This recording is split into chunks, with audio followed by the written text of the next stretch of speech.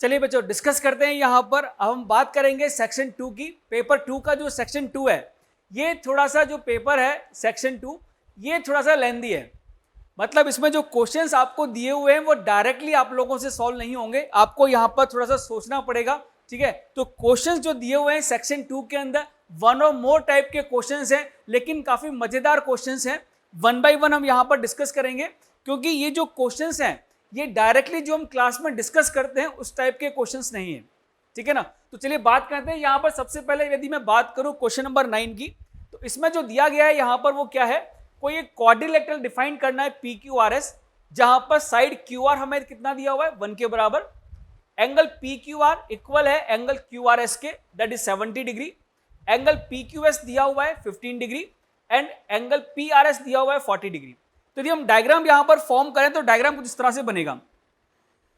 ये हो गया P, ये लाइन बन गया Q, PQS 15 डिग्री है, इससे 15 डिग्री पर एक लाइन ड्रॉ करते हैं, ये PQS 15 डिग्री हो गया, और एंगल PQR ये हमें 70 दिया हुआ है। इसका मतलब है कि यहां पर 55 डिग्री के एंगल पर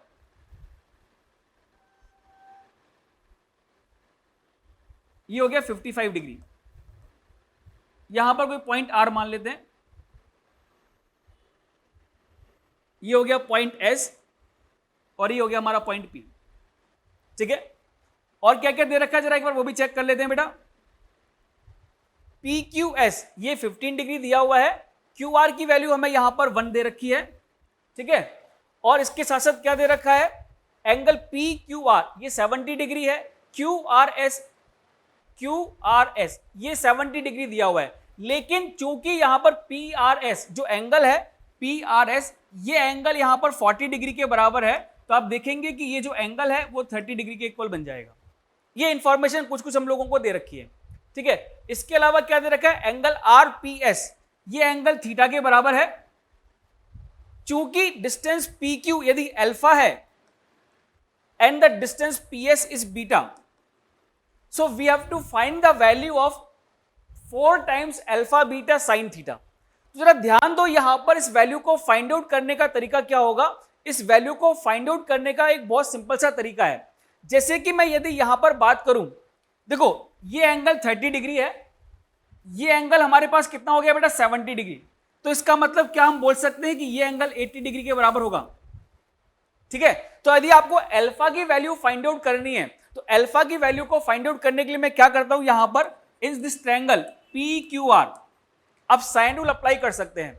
साइन रूल किसी भी ट्रायंगल के अंदर हम अप्लाई कर सकते हैं, बस शर्त यह है कि आपको वहां पर 2 अपोजिट पेयर मालूम होने चाहिए एंगल और साइड की। तो जब कभी भी किसी भी ट्रायंगल के अंदर आपको अपोजिट पेयर मालूम हो एंगल और साइड के, क्वेश्चन सॉल्व करने के लिए आप फटाक से वहां पर क्या अप्लाई कर सकते हो, साइन रूल। जैसे कि आप देख सकते हैं यहां पर साइड अल्फा है, तो उसके अपोजिट एंगल अल्फा 30 डिग्री मालूम है। ये साइड 1 लेंथ है, तो आपके उसको अपोजिट एंगल 80 डिग्री हमें मालूम है। तो यदि मैं यहां पर साइन रूल अप्लाई करता हूं तो कुछ मिलेगा, relation alpha upon sine 30 degree is equals to 1 divided by sine 80 degree. मतलब यहां से हम फाइंड आउट कर सकते हैं वैल्यू ऑफ अल्फा कितना आएगा। सेम इसी तरह से यदि आपको बीटा की वैल्यू फाइंड आउट करनी है, तो ध्यान देना बेटा, बीटा की वैल्यू को फाइंड आउट करने का तरीका क्या रहेगा। चूंकि ये एंगल 80 डिग्री है, ये 15 डिग्री है, तो ये इन दोनों का सम कितना हो गया 95 डिग्री। तो आप देखोगे ये एंगल हो जाएगा यहां पर 85 डिग्री, इसका मतलब ये एंगल हो जाएगा 85 डिग्री। ठीक है, 85 डिग्री ये 40 डिग्री, दोनों का सम हो गया 125 डिग्री। तो आप देखेंगे यहां पर ये एंगल जो आपको मिलेगा ये हो जाएगा 55 डिग्री के बराबर, that is equal to this angle. यदि ये एंगल 55 डिग्री है और ये एंगल 55 डिग्री है, तो इसका मतलब है कि जो ट्रायंगल बनेगा यहां पर QRS ये आइसोसेलेस ट्रायंगल बनेगा, जिसमें कि ये दोनों साइडें बराबर होंगी, ये लेंथ 1 हो जाएगा। तो यदि मैं बीटा की वैल्यू फाइंड आउट करना चाहता हूं, तो बीटा की वैल्यू को फाइंड आउट करने के लिए क्या करना है आपको, यहां पर जो ट्रायंगल बनेगा ट्रायंगल PRS, इस ट्रायंगल में अभी आप साइन रूल लगा दो।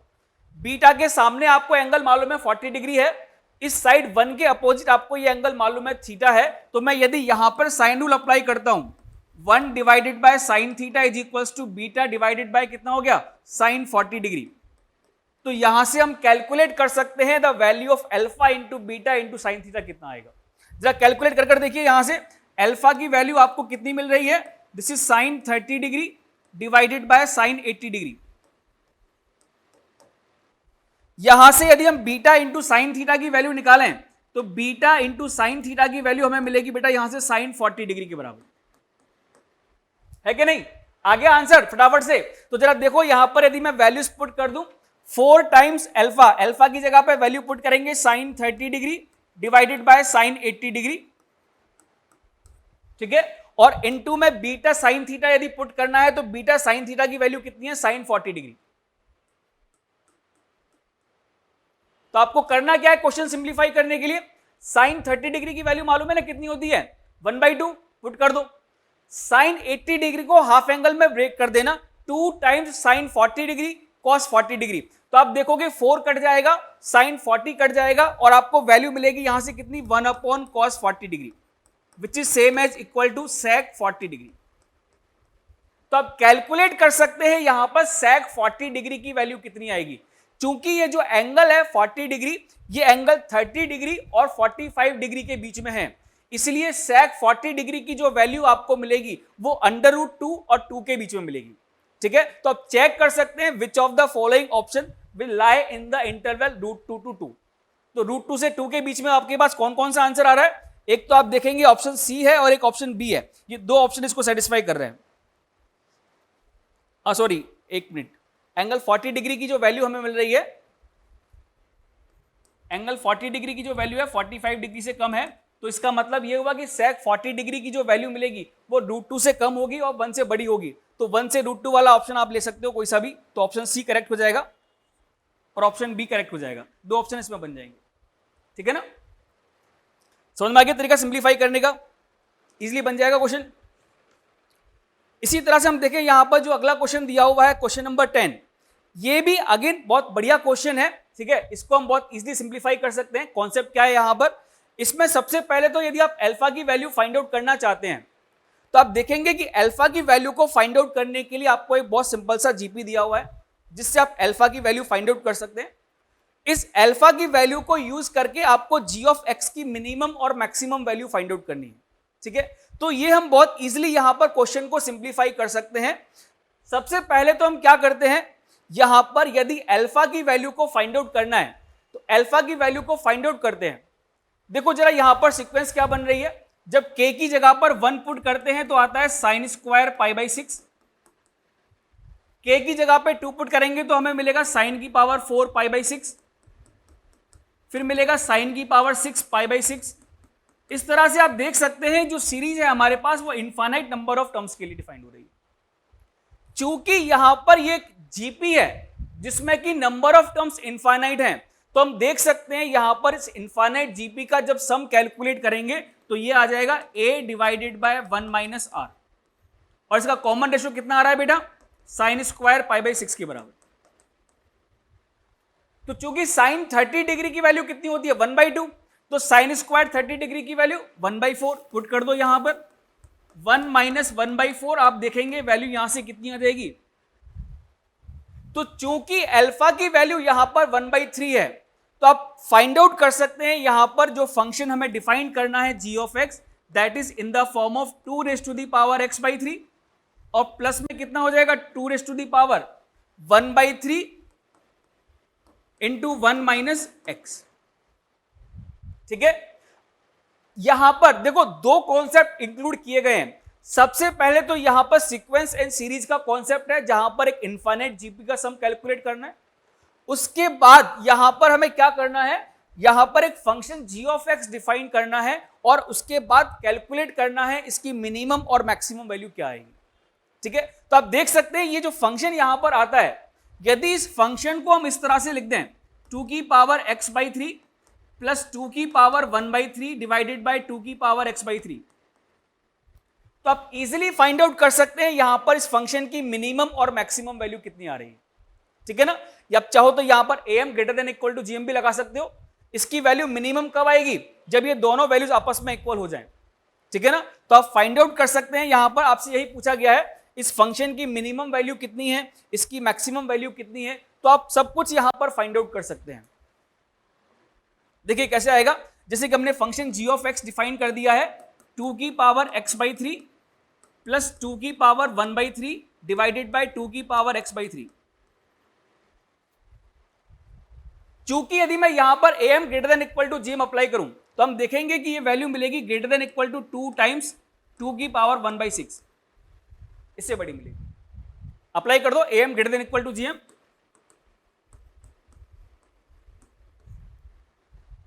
इसका मतलब ये हुआ कि इस फंक्शन की जो मिनिमम वैल्यू हमें मिलेगी वो मिलेगी 2⁶ के बराबर।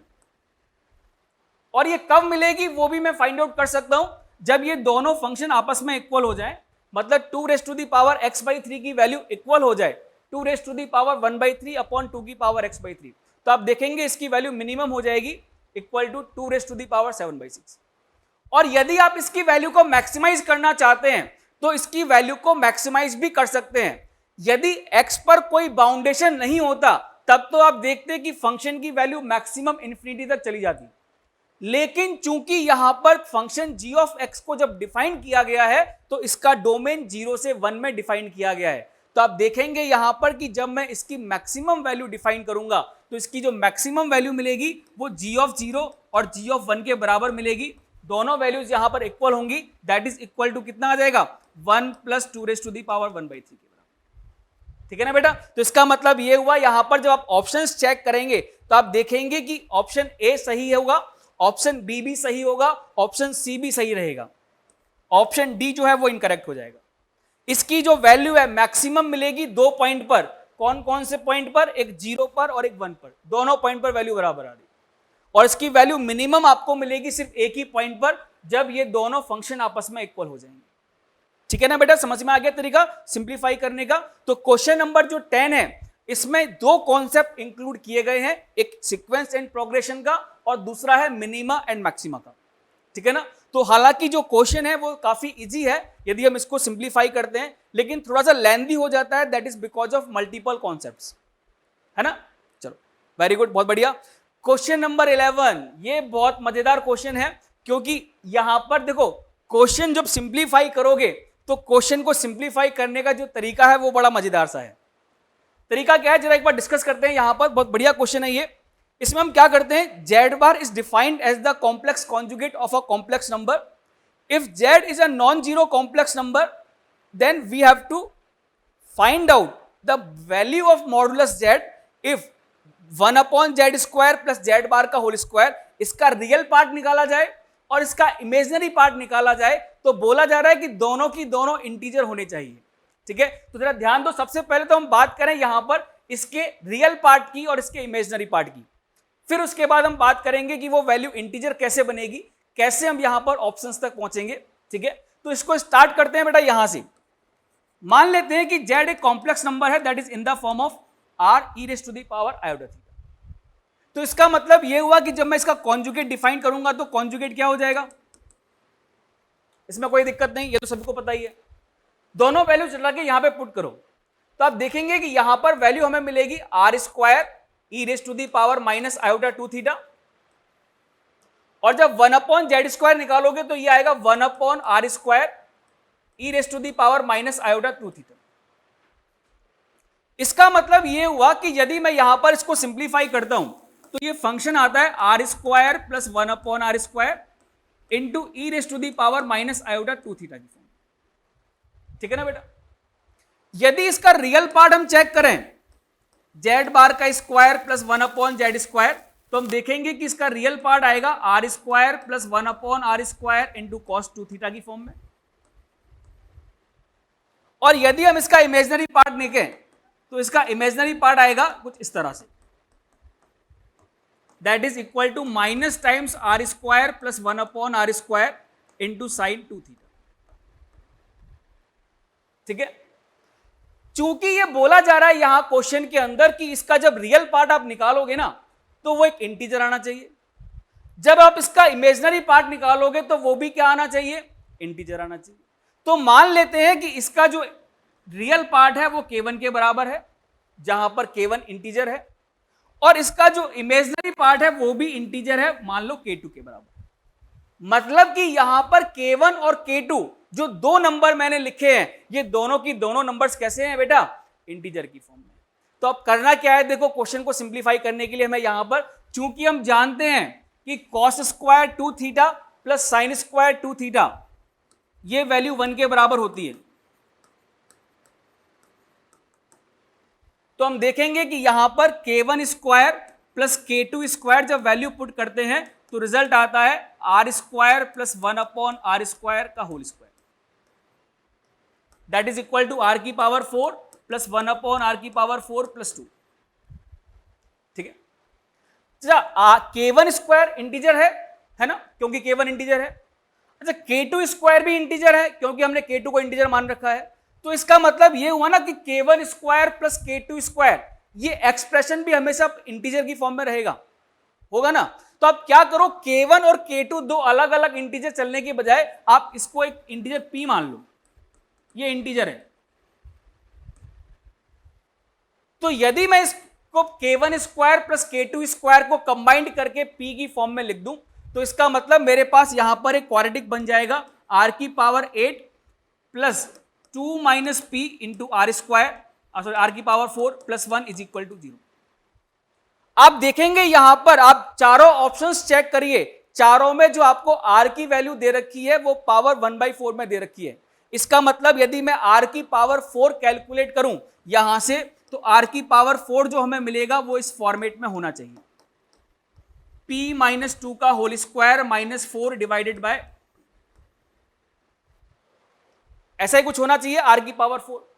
यदि ऑप्शन 1 देखोगे तो ऑप्शन 1 में आपको r की पावर 4 क्या दे रखा है बेटा, ऑप्शन 1 के अंदर that is 43 plus 3 times under root 205 divided by नीचे कितना दे रखा है 2। आपको करना क्या है यहां पर, चूंकि p इंटीजर है तो यहां पर आपको चारों ऑप्शंस चेक करने पड़ेंगे यदि आप फाइंड आउट करना चाहते हैं which of the following is true, क्योंकि मॉडुलस ऑफ z की जो वैल्यू है वो कुछ भी हो सकती है depending on the value of p, यदि p इंटीजर है तो करना क्या है, क्वेश्चन को सिंप्लीफाई करने के लिए आप सबसे पहले चेक करिए कि p माइनस 2 की वैल्यू यहां पर क्या दे रखी है बेटा 43 के बराबर, क्योंकि नीचे का कोफिशिएंट सेम है।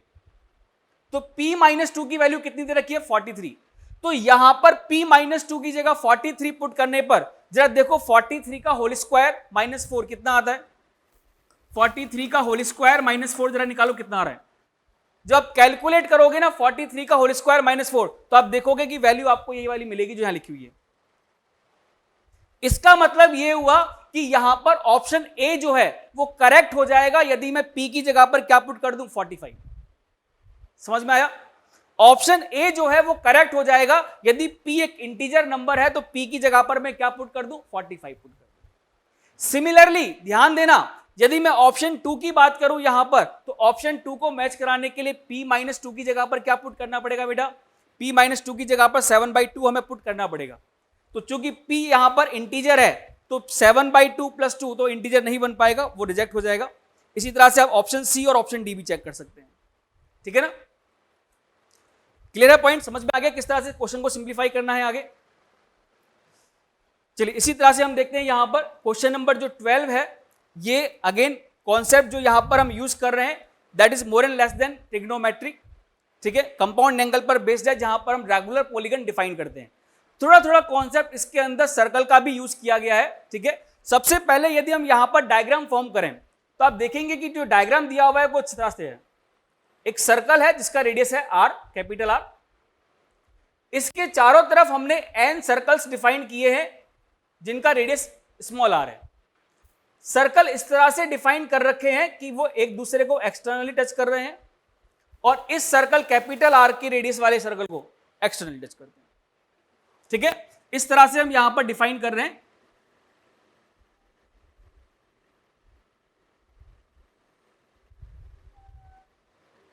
क्लियर हो गया।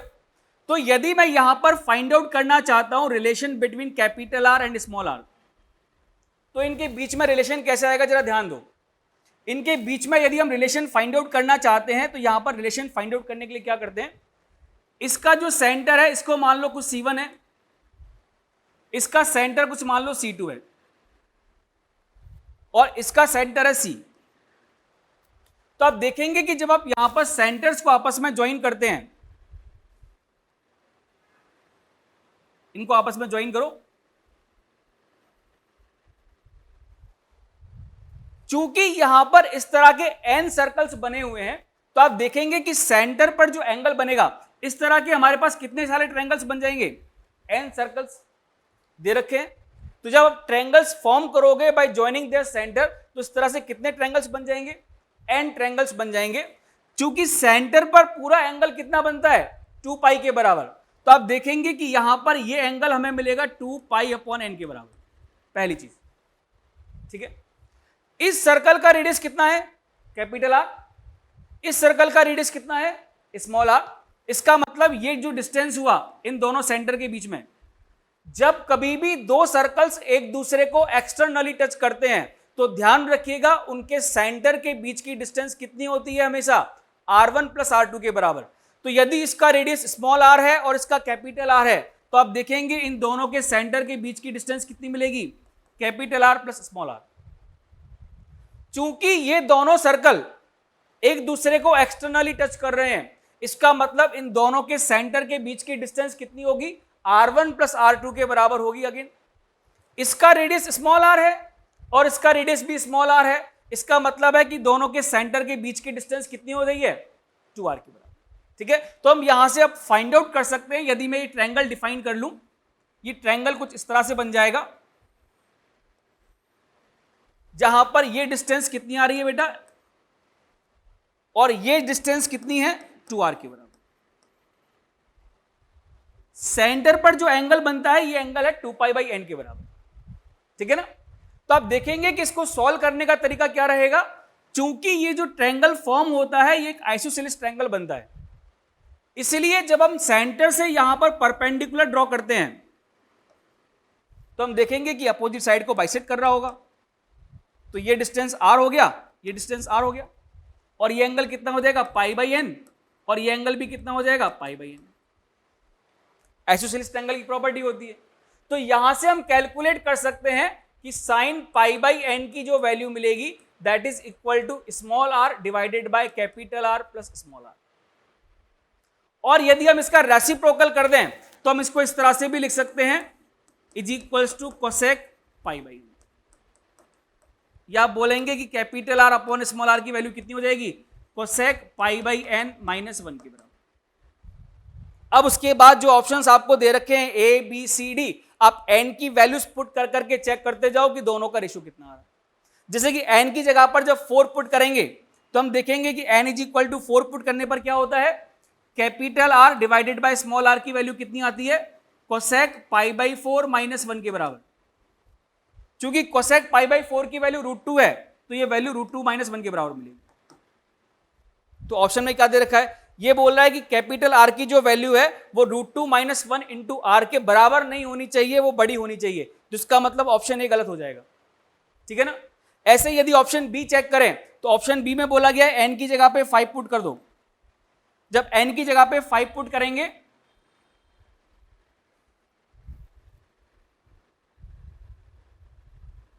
n की जगह पर यदि आप 5 पुट करें, तो हम देखेंगे वैल्यू कितनी आ रही है, capital upon small, this is cos pi by 5 minus 1 के बराबर। पाई बाई 5 यदि हम चेक करें, तो ये अप्रोक्सीमेटली 36 डिग्री के बराबर आता है। तो कोसेक 36 डिग्री की वैल्यू कितनी होगी, ये 36 डिग्री जो है वो एक्चुअली में लाई कर रहा है 30 डिग्री और 45 डिग्री के बीच में। तो कोसेक 30 डिग्री की वैल्यू होती है 2 और कोसेक 45 डिग्री की वैल्यू होती है √2। तो इसका मतलब ये वैल्यू √2 और 2 के बीच में लाई कर रही है। तो हम बोल सकते हैं कि ये जो वैल्यू मिलेगी, ये √2 माइनस 1 से बड़ी मिलेगी और 1 से छोटी मिलेगी। तो आप चेक कर सकते हैं, यहां पर ये बोल रहा है कोसेक √2 माइनस 1 से 1 के बीच में लाई कर रही है, मतलब वैल्यू क्या आ रही है, लेस देन 1। तो कैपिटल R की जो वैल्यू है वो स्मॉल r से छोटी होनी चाहिए, तो वो भी गलत हो गया। ऑप्शन सी चेक करोगे, तो ऑप्शन सी में क्या हो रहा है, n की जगह पर 8 पुट करते हैं, तो capital R upon small r की जब वैल्यू फाइंड आउट करते हैं, तो रिजल्ट आता है cosec pi by 8 minus 1। Cosec pi by 8 minus 1 की जब वैल्यू आप फाइंड आउट करेंगे, तो आप देखेंगे यहां पर कि ये जो वैल्यू आती है कोसेक पाई बाई 8 अप्रोक्सीमेटली कितना हो गया है, पाई बाई 8 की वैल्यू होती है 22.5 डिग्री। तो इसका मतलब है कि ये जो वैल्यू हमें मिलेगी, ये 2 से बड़ी वैल्यू मिलेगी। ठीक है ना, क्योंकि 22.5 डिग्री 30 डिग्री से छोटा है, तो इसका मतलब कोसेक 22.5 डिग्री की जो वैल्यू है वो 2 से बड़ी मिलेगी, इसलिए इस एक्सप्रेशन की वैल्यू 1 से बड़ी होगी। तो कैपिटल आर की जो वैल्यू है वो स्मॉल आर से बड़ी है, जबकि ये बोल रहा है कि कैपिटल आर की जो वैल्यू है √2 - 1 इंटू आर के बड़ी होनी चाहिए, तो बिल्कुल सही हो जाएगा इसका मतलब स्टेटमेंट। इसी तरह से ऑप्शन डी आप चेक कर सकते हैं, एन की जगह पर जब 12 पुट करेंगे तो आप देखेंगे π/12 विल बिकम 15 डिग्री, और कोसेक 15 डिग्री की वैल्यू हम लोग जानते हैं कितनी होती है, आप कंपेयर कर लीजिए, आपको आंसर दिख जाएगा। ठीक है ना, तो इसका मतलब ये हुआ कि यहां पर जो आपको क्वेश्चन दिया हुआ है, इस क्वेश्चन के अंदर ऑप्शन सी और ऑप्शन डी दोनों इसको सेटिस्फाई कर जाएंगे। ठीक है ना बेटा, क्लियर हो गया कॉन्सेप्ट, समझ में आ गया किस तरह से क्वेश्चन को बनाना है। ठीक है ना, इजी है। अगेन क्वेश्चन नंबर जो 13 हमें दिया गया है यहां पर, इसमें यहां पर मैट्रिसेस भी इन्वॉल्व हो रही है, और इसके अलावा यहां पर कुछ ए वेक्टर, बी वेक्टर और सी वेक्टर भी आपको दिए गए हैं। ठीक है, तो इनकी हेल्प से हमें फाइंड आउट करना है which of the following option is true.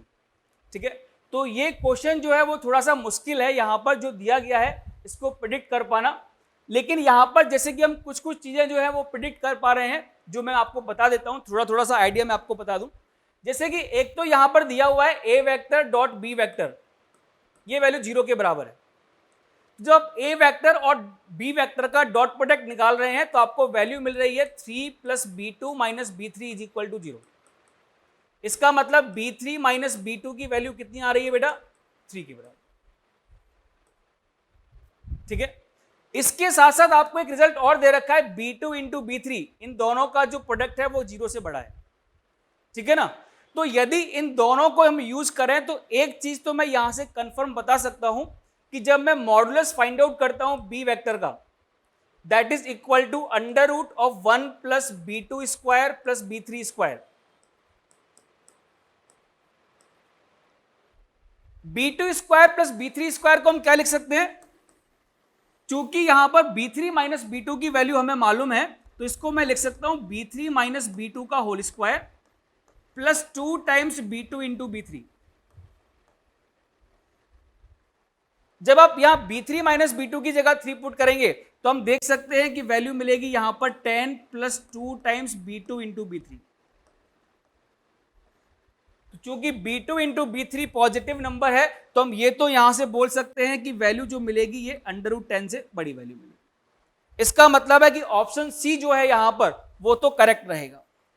ठीक है, इसके अलावा यहां पर आप देखिए कुछ इंफॉर्मेशन यदि आपको और कलेक्ट होती है, ठीक है, तो बाकी और इसको हम बाद में चेक करेंगे। इसके अलावा कौन कौन से ऑप्शन इसमें और करेक्ट हो सकते हैं। ठीक है, अभी फिलहाल जो हम लोगों को मिला है यहां पर इंफॉर्मेशन अभी यही है। इसके अलावा कुछ इंफॉर्मेशन यहां पर आप और कलेक्ट कर सकते हैं, वो भी मैं आपको बता देता हूं।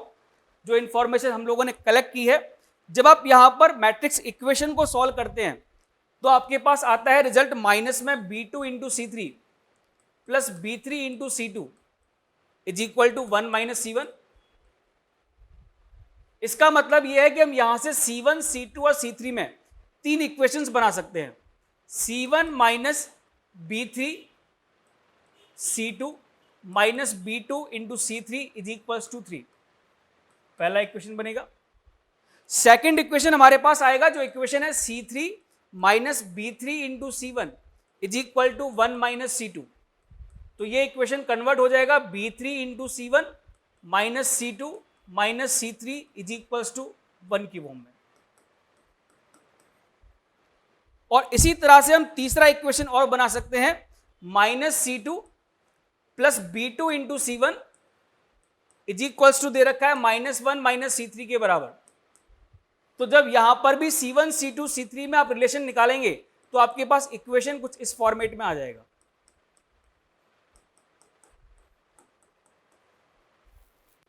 इसका मतलब ये हुआ कि यदि हम यहां पर देखें तो ये 3 इक्वेशंस हमें लिखी हुई है c1, c2 और c3 की फॉर्म में। ठीक है, तो यदि आप c1, c2 और c3 की वैल्यूज b2 और b3 की फॉर्म में निकाल लें तो भी आप यहां पर इसको चेक कर सकते हैं कौन सा ऑप्शन सही रहेगा। जब आप सेकंड इक्वेशन और थर्ड इक्वेशन दोनों को सॉल्व करते हैं तो आप देखेंगे यहां पर सेकंड इक्वेशन और थर्ड इक्वेशन दोनों को आपस में सब्ट्रैक्ट कर दो। सब्ट्रैक्ट करने पर आपको यहां से एक रिलेशन और मिल जाएगा, क्योंकि b3 - b2 की वैल्यू हम लोगों को मालूम है already. Is equals to 2 times C3। तो इसका मतलब यहां से एक रिलेशन आ जाता है 3 times C1 is equal to 2 times C3। इसी तरह से आप एक रिलेशन और फाइंड आउट कर लें C1 C2 की फॉर्म में, तो आप बाकी के ऑप्शंस भी यहां पर चेक कर सकते हैं। ठीक है ना बेटा। तो ये थोड़ा सा जो है क्वेश्चन जो है 13 थोड़ा लेंदी है। चलिए इसके बाद हम बात करेंगे यहां पर क्वेश्चन नंबर 14। ये डिफरेंशियल इक्वेशन पर बेस्ड है। डिफरेंशियल इक्वेशन के साथ साथ यहां पर जो ऑप्शंस आप लोग देखेंगे इसमें इंक्रीजिंग और डिक्रीजिंग फंक्शन की बात की गई है। तो काफी अच्छा क्वेश्चन है क्वेश्चन नंबर 14 जो दिया हुआ है यहां पर। इसमें यदि हम यहां पर क्वेश्चन सिंप्लीफाई करना चाहते हैं तो ध्यान दें, according to the given information इसको सिंप्लीफाई करने का तरीका क्या है। ठीक है, किस तरह से हम क्वेश्चन को सिंप्लीफाई करेंगे, क्योंकि देखो यहां पर जो डिफरेंशियल इक्वेशन दिया हुआ है, जैसे कि आप देख सकते हैं लीनियर डिफरेंशियल इक्वेशन है, इसका जब इंटीग्रेटिंग फैक्टर निकालोगे तो वो आएगा e की पावर 12x। ठीक है, लेकिन यहां पर जो फंक्शन बनेगा e की power 12x into cos pi x upon 12, उसको सिंप्लीफाई करने के लिए आपको वहां पर बाई पार्ट अप्लाई करना पड़ेगा, मतलब प्रोडक्ट रूल। ठीक है, फिर उसके बाद आप y निकालोगे, मतलब फंक्शन y ऑफ x निकालोगे। उसके बाद यदि आप ऑप्शंस चेक करोगे तो थोड़ा सा लेंदी हो जाएगा। ठीक है, तो हमें करना क्या है यहां पर क्वेश्चन को सिंप्लीफाई करने के लिए, वो हम समझते हैं। क्वेश्चन को किस तरह से स्टार्ट करना है आप ध्यान दो। चूंकि बोला गया है कि x इज इक्वल टू 0 पर फंक्शन y की वैल्यू कितनी है 0, तो आप देखेंगे कि जब मैं यहां पर x की जगह 0 पुट करता हूं और y की जगह 0 पुट करता हूं तो हमें dy बाई dx की जो वैल्यू मिलती है ना बेटा 0,0 पॉइंट पर, ये 1 के बराबर मिल रही है। ठीक है ना, क्लियर है पॉइंट। अब देखो क्वेश्चन को सिंप्लीफाई करने का तरीका क्या है। मान लेते हैं, let assume that according to the option जो हमें दिया गया है, फर्स्ट ऑप्शन जैसे कि बोला जा रहा है कि जो फंक्शन है वो इंक्रीजिंग फंक्शन है, तो मैं मान लेता हूं पहला केस dy बाई dx जो है वो पॉजिटिव है x की सभी वैल्यूज के लिए, मान लेते हैं। ठीक है, तो आप देखोगे कि यदि dy बाई dx पॉजिटिव है तो इसका मतलब फंक्शन का ग्राफ इंक्रीजिंग बनेगा, है ना। अच्छा 0,0 पर x इज इक्वल टू 0 पर y की वैल्यू 0 है, मतलब फंक्शन यहां से स्टार्ट करेगा। इसके पीछे भी कुछ होगा, लेकिन मैं बात करूं पॉजिटिव x की, तो आप देखेंगे चूंकि फंक्शन का ग्राफ इंक्रीजिंग है तो इसका मतलब ये हुआ x ग्रेटर देन 0 पर फंक्शन की वैल्यू हमेशा पॉजिटिव आएगी, y हमेशा पॉजिटिव होगा यदि x की वैल्यू पॉजिटिव है।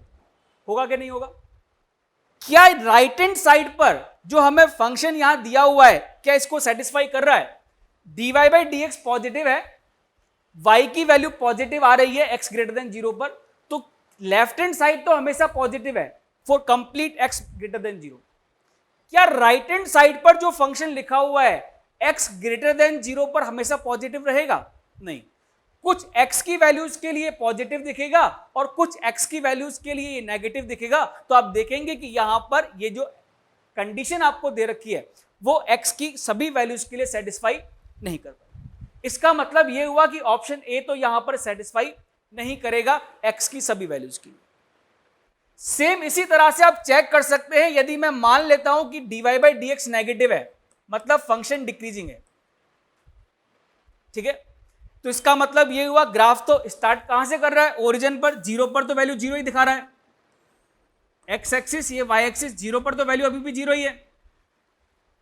यदि x ग्रेटर देन 0 की बात करें अगेन फिर से, तो आप देखेंगे चूंकि dy बाई dx की वैल्यू यहां पर कैसी है, नेगेटिव है, तो इसका मतलब ग्राफ डिक्रीज करेगा जैसा भी ग्राफ होगा।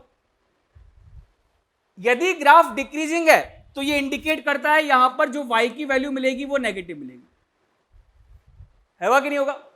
इसका मतलब dy बाई dx नेगेटिव है, y की वैल्यू नेगेटिव है, तो लेफ्ट हैंड साइड में जो एक्सप्रेशन मिला है वो कंप्लीटली नेगेटिव है for all x greater than 0। जबकि राइट हैंड साइड पर आप देख सकते हैं x ग्रेटर देन 0 पर राइट हैंड साइड जो लिखा हुआ है वो हमेशा नेगेटिव नहीं मिलेगा, कुछ x के लिए पॉजिटिव रहेगा और कुछ x के लिए नेगेटिव रहेगा। इसका मतलब ये हुआ कि जो फंक्शन का ग्राफ है वो कंप्लीटली नेगेटिव तो नहीं होगा, मतलब डिक्रीजिंग तो नहीं बनेगा। ऑप्शन ए रिजेक्ट हो जाएगा, ऑप्शन बी यहां पर रिजेक्ट हो जाएगा।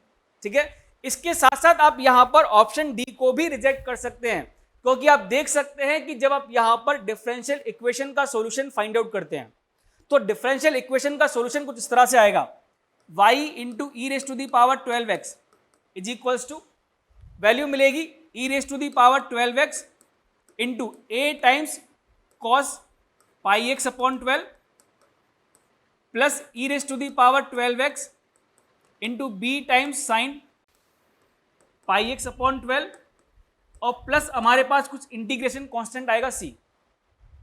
जब यहां से इंटीग्रेशन कांस्टेंट c की वैल्यू फाइंड आउट करोगे तो आप देखोगे x इज इक्वल टू 0 पर y की वैल्यू 0 दे रखी है, तो इसका मतलब ये टर्म खत्म हो गया, ये वाला टर्म भी खत्म हो गया। तो यहां से c की जो वैल्यू हमें मिलेगी वो c की वैल्यू कितनी आ जाएगी बेटा, -a टाइम्स, मतलब -a के बराबर ही होगी एक्चुअली में।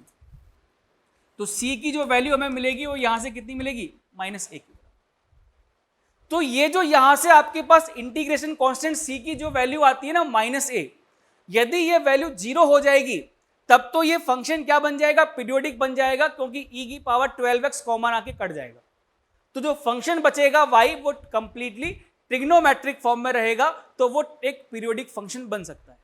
लेकिन बिकॉज ऑफ दिस c यहां पर हमारे पास क्या होगा, e की पावर -12x का एक फंक्शन आएगा। मतलब कि यदि e की पावर -12x हम मल्टीप्लाई कर दें तो हम देखेंगे कि फंक्शन y जो आता है वो इस फॉर्मेट में आता है, a times cos pi x upon 12 plus b times sine pi x upon 12 plus c की जगह -a डाल दूं डायरेक्टली, e की पावर -12x।